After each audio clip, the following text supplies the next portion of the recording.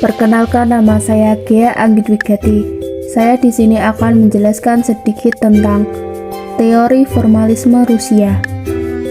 Secara etimologis, formalisme berasal dari kata forma dalam bahasa Latin yang berarti bentuk atau wujud. Dalam ilmu sastra, formalisme adalah teori yang digunakan untuk menganalisa karya sastra yang mengutamakan bentuk dari karya sastra yang meliputi teknik pengucapan, meliputi ritma, rima, akuistik atau bunyi, aliterasi, asonansi, dan sebagainya. Kata-kata formal dan bukan isi serta terbebas dari unsur luar seperti sejarah, geografi, konteks budaya, dan sebagainya, sehingga sastra dapat berdiri sendiri dalam kurung otonom sebagai sebuah ilmu dan terbebas dari pengaruh ilmu lainnya. Selanjutnya, sejarah formalisme Rusia. Formalisme Rusia adalah sebutan yang diberikan kepada kelompok yang mengembangkan sebuah metode yang mereka sebut sebagai metode formal. Kelompok inilah yang muncul di Rusia. Kelahiran formalisme Rusia diantar oleh esai dari Viktor Shklovsky yang diterbitkan oleh Peter di St. Petersburg pada tahun 1914. Formalisme merupakan salah satu mazhab dalam teori sastra modern. Para ahli sastra dan linguistik berkumpul dalam dua kelompok, yakni The Moscow Linguistic Circle tahun 1915 yang anggotanya sebagian besar para ahli linguistik, dan The Opoches Group tahun 1916 yang sebagian besar anggotanya para ahli sastra. Opoches juga merupakan The Society for the Study of Poetic Language. Tokoh utamanya adalah Roman Jakobson, pendiri Peregue Linguistic Circle, dan tokoh utama kelompok kedua adalah Viktor Shklovsky.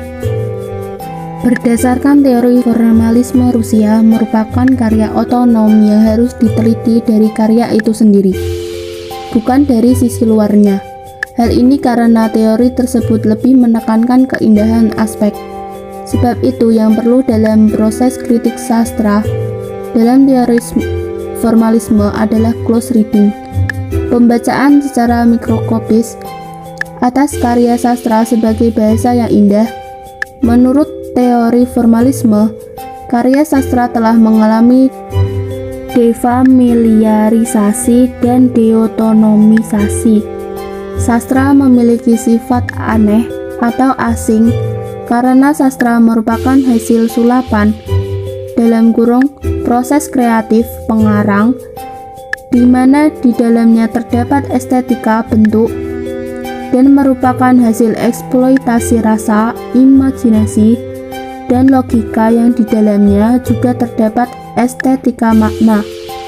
Sastra pun karenanya dilihat aliran kritik formalis kemudian kehilangan otonomisasinya untuk langsung bisa dibaca atau peneliti untuk itu diperkenankan membuat penafsiran dengan cara menyingkap rahasia estetika dan gagasan di balik teks. Selanjutnya adalah konsep dasar formalisme Rusia. Yang pertama adalah konsep formalisme Rusia tentang puisi. Kaum formalis periode awal cenderung mengidentifikasikan kesusastraan dengan kepuitisan. Puisi dipandang oleh kaum formalis sebagai penggunaan bahasa sastra secara menginti. Definisi mereka tentang puisi adalah susunan tuturan yang ke dalamnya terjaring keseluruhan tekstur bunyi.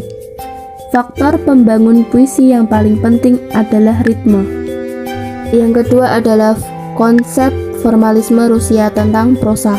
Definisi formalis tentang kesusastraan adalah definisi yang berlandaskan pada sifat perbedaan atau pertentangan.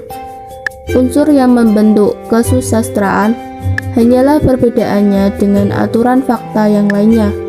Menurut Viktor Shklovsky, sastra mempunyai kemampuan untuk memperlihatkan kenyataan dengan suatu cara baru, sehingga sifat otomatis dalam pengamatan dan penerapan pembaca didobrak dengan sarana bahasa.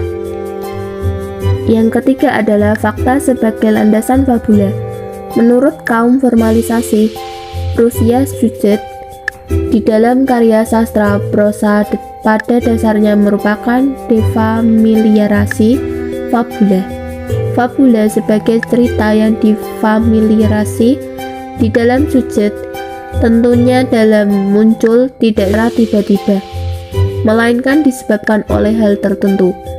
Salah satu hal yang dapat menjadi penyebab munculnya fabula adalah peristiwa yang terjadi dalam kehidupan sehari-hari, atau biasa disebut dengan fakta. Selanjutnya adalah analisis ringkasan artikel Novel Ayah karya Andrea Hirata. Analisis yang pertama adalah identitas artikel. Bisa dilihat di situ terdapat nama penulis, judul artikel, jumlah halaman, dan alamat website artikel. Teori yang digunakan untuk mengkaji novel tersebut, penulis menggunakan teori formalisme Rusia yang menitik beratkan kajian pada alur dalam kurung fabula dan sujet dan kekhasan unsur-unsur kesusastraan sebuah karya sastra. Bagian yang dianalisis yaitu tema, judul, alur, latar, tokoh atau penokohan, dan sebagainya.